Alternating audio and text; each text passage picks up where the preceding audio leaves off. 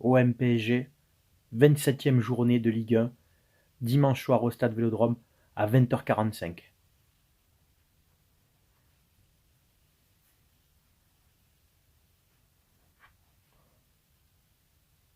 Est-ce qu'on doit avoir peur? Non.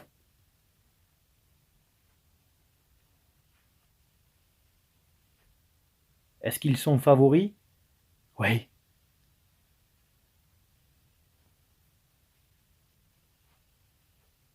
Est-ce qu'on a trop de blessés? Oui.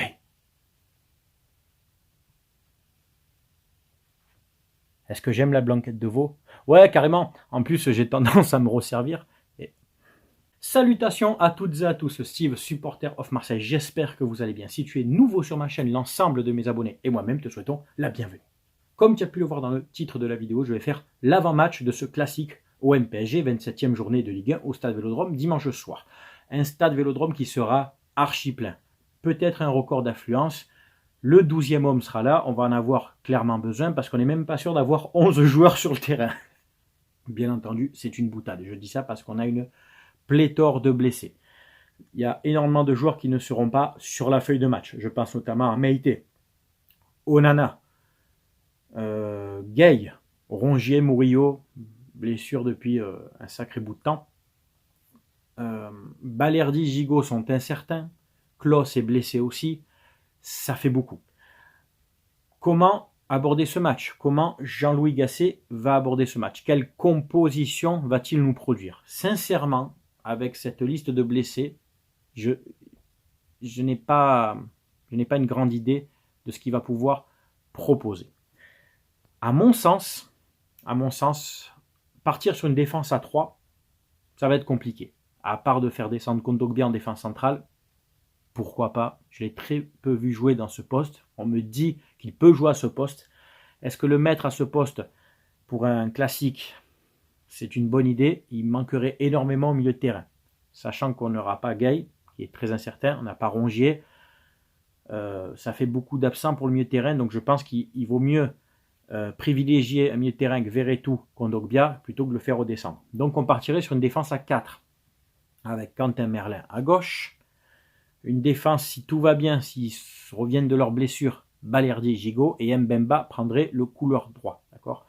Devant eux, on aurait Kondogbia, Verretou, éventuellement Harit ou Unai, Aubameyang sur le côté gauche, Ndiaye et Mumbagna éventuellement. Si c'est pas Mumbagna, c'est Harit plus haut et c'est Unai au milieu de terrain. Je préfère sincèrement avoir Harit que Unai. Donc, il faut faire avec les moyens du bord. Il nous manque donc nos deux latérales droits. Ismaïla Sarr aussi est blessé, qui pouvait prendre le couloir. Ulysse Garcia, je crois, revient de blessure, mais il joue couloir gauche. Donc, effectivement, ça fait vraiment beaucoup d'absence. L'équipe du PSG, elle, est quasiment au complet. Il leur manque Kipembe, il leur manque Barcola et Marquinhos est incertain. Bon, ils ont quand même du Mbappé, ils ont du Ramos, ils ont du Ugarte, ils ont du Mendes, du Lee, du Hakimi. Bon, les gars, il faut pas se voiler la face. Ils sont clairement favoris, d'accord? Et c'est pas baisser le pantalon ou faire le fragile de dire qu'ils sont favoris. C'est un constat objectif. Maintenant, est-ce qu'on doit y aller en mode se ronger les ongles et rentrer en tremblant sur le terrain? Absolument pas. Absolument pas. Tu joues à domicile avec le maillot de l'Olympique de Marseille. Tu affrontes le PSG, grand favori de Ligue 1, hein, demi-finaliste de Coupe de France, quart de finaliste de Ligue des Champions, d'accord, ouais. Eh ben quoi? Est-ce qu'on doit y aller en ayant peur? Non. Il faut tout donner. 90 minutes. 2 fois 45. Il faut gérer les mi-temps, les gars. Il va falloir gérer chaque mi-temps indépendamment. Gérer les temps forts, gérer les temps faibles, les temps de récupération, savoir faire un pressing au bon moment, un pressing en bloc, hein, pas envoyer un ou deux devant à s'essouffler, à courir après le ballon, ça ne sert strictement à rien. Ne pas jouer trop bas, hein, pour après avoir des difficultés à sortir, mais surtout jouer en bloc. Le maître mot de dimanche, ça va être la combativité, la hargne, l'abnégation et surtout, la justesse technique. La justesse technique. Contre une équipe comme le PSG, tu ne peux pas te permettre de gâcher les quelques occasions que tu vas avoir, parce qu'on va en avoir, je pense. Tu ne peux pas te permettre de perdre des passes au milieu de terrain, ça va très vite après. Un ballon en profondeur, Ramos, Mbappé, tu te mets en danger très vite. D'où l'importance d'avoir Verretou et Kondogbia au milieu de terrain pour essayer d'avoir une présence athlétique mais surtout technique et d'essayer de ressortir proprement. De s'appuyer ensuite sur un Ndiaye qui est quand même assez bon techniquement, qui peut faire la différence, et un Aubameyang qui marque beaucoup de buts, qui marquait beaucoup de buts avant la trêve. Moumbagna, je crois, est dispo, n'est pas blessé. On peut s'appuyer sur lui devant aussi avec son impact physique, il peut déranger. Il y a des solutions. Par contre, sur le banc, il y aura très peu de solutions sur le banc. Donc, il va falloir que les joueurs gèrent vraiment, comme je te dis, les temps forts, les temps faibles, pour ne pas arriver épuisé à la 60e minute et à courir après le ballon, parce que les Parisiens auront forcément, je pense, vraiment le monopole du ballon. Ça va arriver dans le match. Il va falloir vraiment se gérer. Voilà. Il y aura l'appui du public qui peut te pousser, qui peut te galvaniser. D'accord? Donc, il y a 3 points à prendre, les gars. On est 7e à 5 points, je crois, du 4e. Il faut absolument qu'on gagne. On a 39 points, il faut qu'on remonte à 42 points, les gars. On ne peut pas rester comme ça, parce que si on a déjà perdu à Rennes, il reste très peu de matchs, il reste 7 matchs, je crois. On ne peut pas se permettre. 7 matchs, c'est ça, 27, 28, 29, 30, 31, 32, 33, 34, 8 matchs. Voilà. Après le match de ce soir, il ne restera plus que 7 matchs. Ça va très vite après. Donc, forcément, on n'est pas dans les meilleures dispositions, comparé à d'autres saisons des fois où on avait un groupe un peu plus complet. Mais bon, je pense que Jean-Louis Gasset a suffisamment d'expérience du football au haut niveau pour savoir transmettre le bon message. Je pense que les joueurs, j'espère que les joueurs ont pris compte de l'importance de ce match, le fait que ce soit Paris, le fait que ce soit à domicile et le fait que mathématiquement on a vraiment besoin de points pour le classement. Un match nul me conviendrait? Dans l'absolu, oui. Je prendrais. Un match nul, bien entendu, on ne crache pas dessus.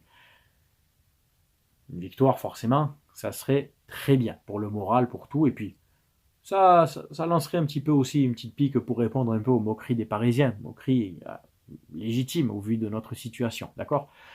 Mais la défaite ferait chier.